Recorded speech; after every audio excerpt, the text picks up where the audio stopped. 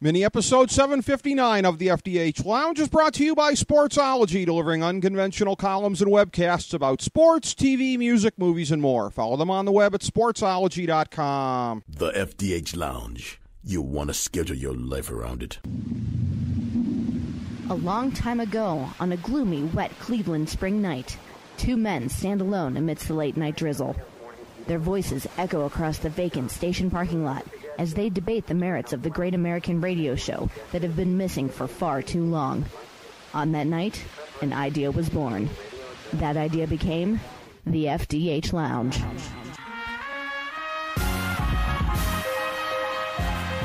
Welcome to the FDH Lounge. Hello, everybody. Welcome to FDH Lounge mini episode number 759. This is FDH managing partner Rick Morris. I am joined today by a great friend of the show. It's always fun to have him on the show. He is a foremost expert on both fitness and pop culture. Of course, the fitness, you can find the original brand that really got things going years ago, Fitness Made Simple, at fitnessmadesimple.com, where John now has excellent plans available for you to help get into better shape. Of course, there's also John Basedow.net. You can check that out. That is a hub for everything that he's got going on both sides, fitness and pop culture. You can also find him on Twitter, at John Basedow. And a pleasure to have back to the show. You've probably deduced by now, our friend, the great John Basedow. Welcome back to the show, my man. How are you today? Thrilled to be back, Rick. Always love talking Emmys and all sorts of fun stuff with you on FDH Lounge, one of my favorite shows. Thank you so much. And I got to say, one thing I was bummed about as I was doing the math in my head as to what mini episode this was going to be. I thought this was going to be 760, not 759. 760 has a special place in my heart because it is the highest three-game series I'd ever bowled. So it would have been great to do such a monumental number in my own mind with you. But alas, it's 759. It's a pleasure to have you on nevertheless, my man. Well, that is exciting that I almost was the number that is indicative of your highest three-game bowling score.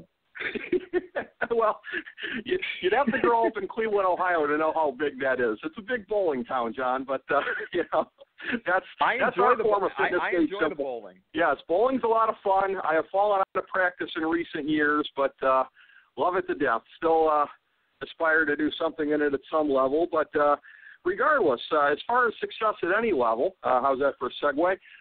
The Emmys are pretty much the peak of it if you are in television, and we've had you on previously to review some red carpet stuff and general sort of pop culture notes around a big event, and why should the Emmys be any different? So I had a couple of notes from my red carpet review, which was after the fact. Again, I'm not going to lie, I was watching World Cup of Hockey as it was happening last night, but I did my homework, John. I caught up after the fact. I didn't catch a whole lot in the way of monumental things here. I have a few notes. What were your sort of headlights from the red carpet? Okay, so we're starting with the red carpet. Nothing. I mean, whenever we talk about the red carpet at the VMAs and the craziness, and even sometimes at the Grammys, there's more spectacularly good, spectacularly bad. It's more polarizing. Mm-hmm. I mean, in this one, Priyanka Chopra in the red. I mean, she's a beautiful woman, and she looked like a goddess in that. Probably my favorite one was Emily. Actually, I don't even know exactly what show she's on or if she was nominated or anything. But Emily Ratajkowski was in like a cobalt blue dress, and she just looked hot as can be. I mean, the design was what it was, but the color and the cut and the way it fit her and everything was amazing. Mm-hmm. Yeah. The other thing I was going to say was the theme for the night was let's dress like Emmy and all be gold and yellow. There's a lot of gold and yellow that was running around. I want to get an Emmy. I'm going to basically attract that Emmy in my gold and yellow dress. So you had a ton of them wearing gold or yellow or some variation on that theme. I mean, you had Laverne Cox. Laverne Cox looked really good in her dress. Taraji, who is my favorite in like anything. So I mean, she could wear a paper bag, and I just love her character, and I love her personality and her drive. Taraji looked awesome. I think Minnie Driver was also in yellow. Ellie Kemper. So there were a lot of them. And then Kristen Bell, who has that new show coming out, was in like a a long, flowy dress, and she looked really nice. But I would say the two standouts, the ones that caught my eyes the most, would have been Emily and Priyanka. Yeah, those were ones that were gaining a lot of critical acclaim for the way that they dressed. And again, you know me, whenever I'm doing this, I tend more to gravitate towards, I don't want to say necessarily the freak show elements, but sort of that side of the spectrum. And there was nothing here that really was anywhere close to. I remember our recap from, I think it was the Oscars. I remember talking about Ashley Graham, that plus-size model who was dressed like stuffed sausage, as that one Australian newspaper said. So there was really no real dumpster fires last night, it seemed like. There were a couple things that I thought were funny, but I didn't see anything that far, over the top. The one thing that was really kind of interesting, Sarah Hyland, who I'm told is on Modern Family, was wearing some kind of combo pair-up of capris and a gown. Did you happen to feast your eyes on that? Oh yeah, no, she's often talked about on E! and stuff like that. So I was flipping back and forth in preparation for your show and the other shows that had me on for the Emmys. So I saw her, and she is always touted on E! as a fashion one to watch and stuff like that. And it was interesting. I mean, there was nothing wrong with it. It was cool. It was sort of like like the Floods overpants. I guess for women they're called capris. I don't know. It's the ones that end like way above the ankle, like in case there was a flood, so you wouldn't get your pants wet. And then a gowny top. But I got a lot of people talking. She's making news. I saw her in some articles today, and she was on E! a bunch yesterday. So good for her. That's awesome. And of course, capris. That's the term you want to use to bust your friends' balls whenever you see them wearing floods. Oh, nice capris there, Jeff. They really work well on you. But so there was that. I don't want to say a story of two Sarahs, but somebody else that was kind of popping out at me here. Sarah Paulson, the only if I'm playing word association, I'm thinking leprechaun with cleavage. That was all I could come up with for her. That was an interesting green outfit. Oh damn! That would have been my tweet. There you go. Shoot! if you'd only told me that last night. I'm sorry, man. I'll try to be a little more immediate on this stuff. But I would have been nice. I liked her speech very much with her and Marcia Clark, and I like the fact that she brought Marcia Clark as her plus one. I would have said she dressed green for the money and got the award. That's right. This is a pretty good point in her career, and that really kind of caps it off with getting the Emmy for that. And it's really one of these kind of interesting things here when you look at how anthologies are getting to be bigger on TV. I've been a big fan of the 2 seasons of Fargo, caught the first season of True Detective and really loved it. What they did with the O.J. Simpson miniseries that was on Fox last winter here, FX rather, is it sort of, allows us to look at this major pop culture thing and really kind of redefine it, doesn't it? Because, again, you talked about that with Marcia Clark and the way that she got hammered on at the time, for everything from her fashion choices to her court strategy, and all of which at the time were deemed to be pretty much Hindenburg-like. But you look back through the eyes of time, and as Sarah Paulson was saying, history seems to be a little bit kinder to her than we all were in 1994. First of all, I applaud Sarah Paulson for saying that in the speech, and I applaud her for also taking Marcia as the plus one. Marcia, by the way, is like a fine wine. She gets better looking with age. She looked better at the Emmys when I saw her last night, years after the OJ thing, than she ever looked before. But I think that that's true about anything. I mean, nowadays, especially with social media, and it was around to some degree, not to the degree it is now, during the OJ trial and all that stuff. People go for the negative first. They go for the negative first. And what do we always talk about? The media, and this is also people in general now, because people consider themselves part of the media when they're on Twitter and when they're on Facebook. They consider themselves would-be reporters.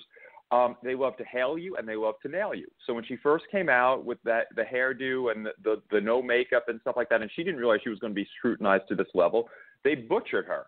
But now all of a sudden, since they've already done the butchering, it's time to hail. And it's just a cycle that everybody goes through. I mean, look back in the day. Back in the day, Mel Gibson, I think there was an article, The Ultimate Piece of Beef and the Ultimate Movie Star, and he was like lauded as a big sex symbol. Now you see headlines in different papers about him being an anti-Semitic nutcase. And this is what the media changes. Time is the great equalizer. No matter how great you are at one point in time, it will change.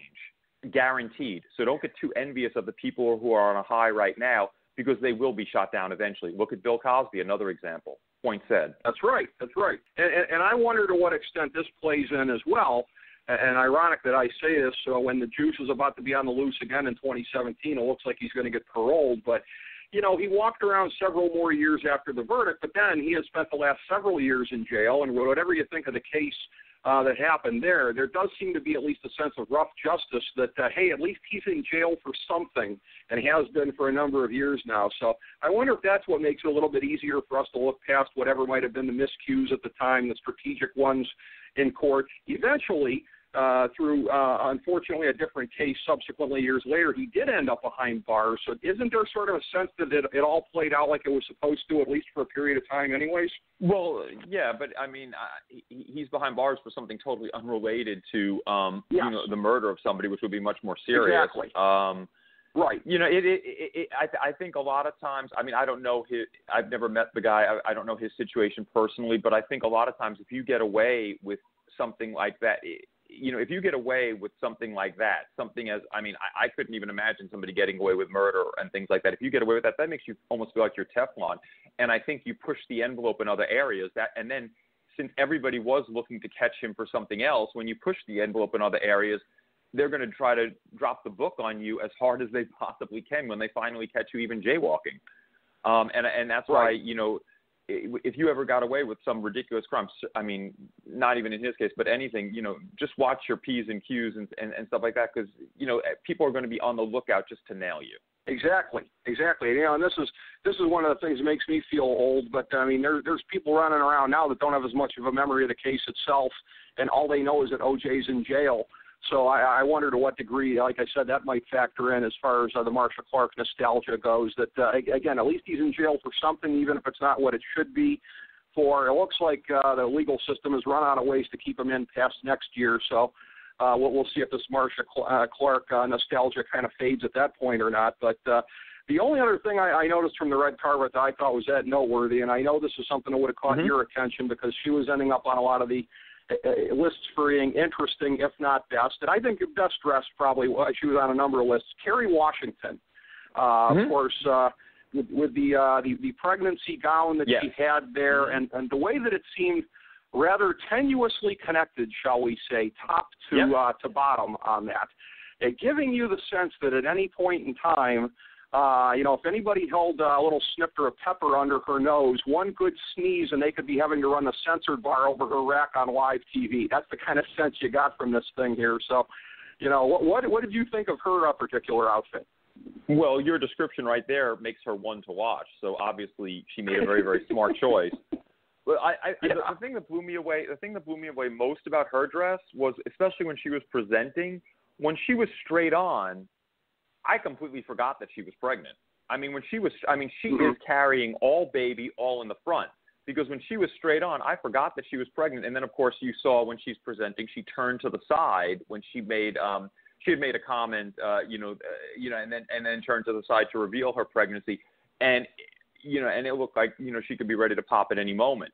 And that was that I think that's a jaw-dropping moment. That was one of my most interesting moments of the Emmys that most people didn't catch, because I'm looking at her from the front. I'm like, wow, that's amazing. And then when she turns to the side and she's so visibly pregnant, I'm like, there you go. You know what would have been funny is if she would have been like completely out of view from like the end of the season. Let's say she got done filming, she went into seclusion, she came in there in a side door, and then she comes up on stage, and everybody's like, oh, there's Kerry Washington, and then she turns around and shows it. Yes. That would have been a moment, John. Well, for me, it was almost like that because I said I don't really watch Scandal on a regular basis, and I don't follow Kerry Washington news that much. I mean, I think she's great, and what I read about her, she's great, but it's just not one of the shows I follow. So the thing is, I mean, it did affect exactly how you just described it. Was the shock that I felt when I saw the turn, and then I remembered back in my head. I said, "Oh yeah, I remember something in the news about her being pregnant," but it only came to me after she turned. It wasn't like I'm looking at her saying, "Where's the bump? Where's the bump? Where's the bump?" It only came to me afterwards. Well, and again, it's a tribute to how very, very good she looks, which is an understatement, of course. Awesome. That again, how many? I don't know what she's at. 8 months, let's just say, plus or minus, somewhere probably in that ballpark, and look as good as she does. So, a tribute to her most definitely. And a note that I came up with, quite frankly, from your Twitter, which I found to be hilarious. You took note of a boo-boo that the Academy made last night. Some poor young fellow who might be working for the Academy Twitter probably got canned after this event here, as the Academy appears to go to the "they all look alike" card here, mistaking Cuba Gooding Jr. for Terrence Howard, which, again, as you pointed out, a cardinal sin, particularly in today's climate here. You can't be doing that kind of thing and expect to get away with it, no matter how innocuous intending the mistake is. Yeah, that was well, that tweet was quickly deleted. I had to go searching for it from when I saw it coming up, because I was keeping. Yeah, because it was funny. I've been following the Twitter reaction between political tweets that I do and occasionally, and then basically just comedic little things, and then the Emmy show stuff. I was just judging responses and following the hashtags and stuff like that. And I'm looking at that one. I'm like, oh my God, that's not right. like you got me. I said, is that a joke? And then I looked and I'm like, it's a verified account. Hold on. And I'm like, oh my God, somebody's going to get fired for that. And then when I looked back, it was gone. Well, again, just going to show in this day and age, deleting something doesn't mean you never put it up in the first place. Somebody's always got never a gone. screenshot. No, once you put something on the internet, it's never deleted. Don't ever think that. Exactly. Somebody's always got that thing screen capped. Yeah, unless, of course, you do nothing, say nothing, and are nothing, and nobody cares about what you're doing, then maybe you have a slight chance. But if you're in the public eye at all, anything you do, I mean, I think that's why I think a lot of celebrities like even young Hollywood, like Justin Bieber and the Jenners and stuff like that, you'll notice on their Instagrams, they'll put something up and then delete it a little bit later. And what that does is, number one, they get publicity for putting it up, whatever they're putting up. And number two, they get publicity for taking it down, because why did they take it down? Why did he take it down? Why did she take it down? What's wrong with that? Ooh, he deleted it. Must be something to hide. So it's two stories, two for the price of one. Well, it's funny, too, on just a strictly personal note here, among the people you mentioned there, of course, being the Jenners. That's something that really kind of darkens the doorsteps of my thoughts these days here. As I am presently rocking my LeBron jersey doing this show here with you, comes the news that Tristan Thompson, now Khloe Kardashian, has her hooks into him. So I am dreading the Cavs' attempt to repeat for a championship now that he is involved with the Kardashian family. That can't end well. Oh, yeah. I love that phrase. I don't know. I love that phrase and try to use it often. That's not going to end well. Yeah, that's what I'm thinking, man. That's what, for a guy who works hard on the glass, as they always say, that could take on any number of unfortunate connotations now that he's in there with the Kardashian family, ones that I probably don't want to think about, nor anybody else. So, the Chris Humphrey story is. I mean, the Chris Humphrey story. I mean, the media painted him like, I remember. I think it was Wendy Williams, one of the talk show hosts. Commented about him like, he looks special. Yeah. So. Well, seeing Tristan Thompson turn into the next Chris Humphrey is something I'm not looking forward to. So it never leads to good publicity. I think it's. And this is just in general, but my feeling of thought is, if you have nothing to start with, okay, if you don't have a platform, if you have nothing to start with, it's great to get involved with a celebrity, even a questionable celebrity, or a celebrity that is very polarizing, gets a lot of positive things and gets a lot of negative things. If you have, and I think this also equates to whether or not you should be on a reality show. If you have something to lose, if you've already established something and you are something already in your career, a lot of times getting involved with someone else, especially a media person who's more famous for being in the tabloids than having any specific talent, is generally going to degrade you in some way. It's going to lessen you in some way. And there's nothing wrong with her or anything, but I already think a little differently about Tom Hiddleston from the Taylor Swift Tom Hiddleston thing. I mean, I looked at him as like a really, really strong actor, and with the Avengers and Loki and stuff like that, he's like a cult hero with a lot of superhero fans and people that go to Comic-Con and stuff like that. Plus, he also has great acting chops, and he's looked on very, very favorably by the highbrow acting community. And then his relationship with Taylor Swift on Instagram and stuff like that, and when he's wearing like "I'm with Taylor" shirt or whatever, I'm like, oh God.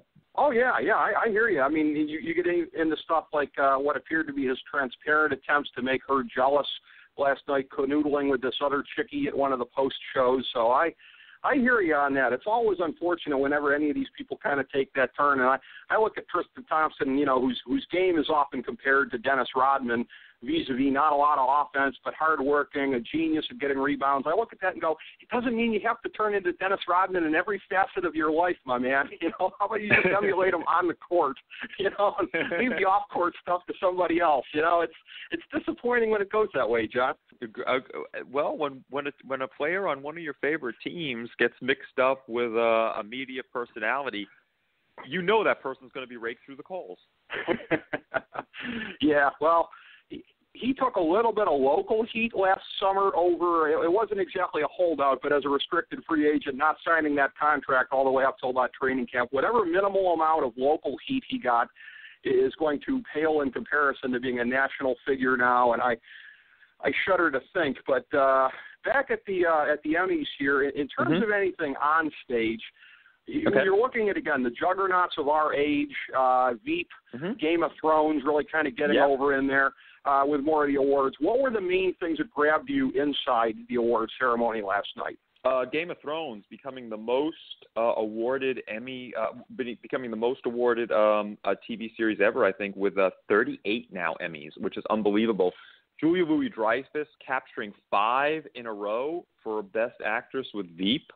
Her speech was awesome also. I think that it basically covered the gamut from comedy to eulogy. She gave a very, very, very touching end of her speech to her dad, who just died on Friday, which was shocking. And it's funny because the internet, I mean, that's not funny. That's very sad. But, I mean, the internet started like, mourning Richard Dreyfuss, who's obviously not her father. She said in the speech it's William. Oh.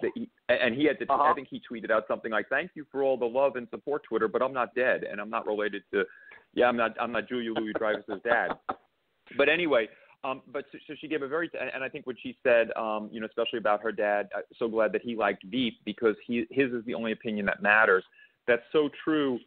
With Hollywood, because you get so many negatives from so many people that I think one thing that's a key to her success is the fact that she goes by the opinions of only people that matter, and the fact that her dad was that person, that's really good. I always say there are many keys to success, but one of the keys to failure is trying to please everyone. So trying to listen to everyone's opinion is a definite path down the road to failure. But the other thing that she did that was awesome, which was hysterical, was when she said she blamed herself. She personally apologized for the current political situation. She said that Veep sort of tore down the walls between comedy and politics.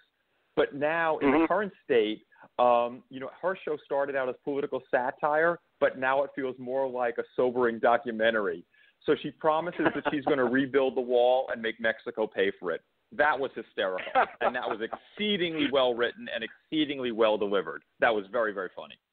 Well, it's funny because I don't have HBO, but I did just recently see the guy who's the showrunner on that show also created, I think, The Thick of It in England, which you can binge watch as I did on Hulu. And so I've seen more or less like the British equivalent of that show. And, that guy's got a great mind for kind of turning current events and everything like that on its ear. And, Veep, from everything I've ever heard, is a very, very funny show, and I look forward to checking it out some point here. But, John, again, it's always a true pleasure to have you on the program.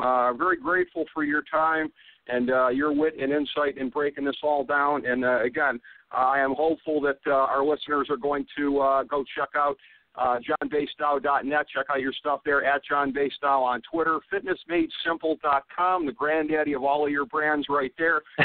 Fitness, pop culture, whatever it is, you can't go wrong with that stuff with my man John Basedow. A true pleasure as always, John. Thank you so much.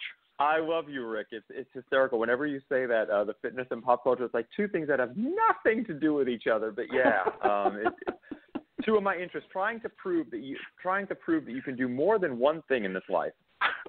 It's not as random as some possibilities, like a man who's an expert at coal mining and kickball. There are things that are more random probably. But, whatever. Bottom line is people in this world try to pigeonhole you that once you become famous for one thing or known because of one thing, or you start doing one thing and that's your job, that's all you can do.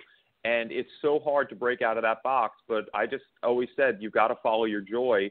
And even if you enjoy two totally different things, you've got to push and try to become relevant in both of those, and screw people that are saying anything different. And basically just go for your goals, believe in yourself, work hard, do something every day to try to accomplish your goal, and you will be successful. You got to do that. You're an inspiration to me, John. I have a lot of interests and fingers in a lot of pies.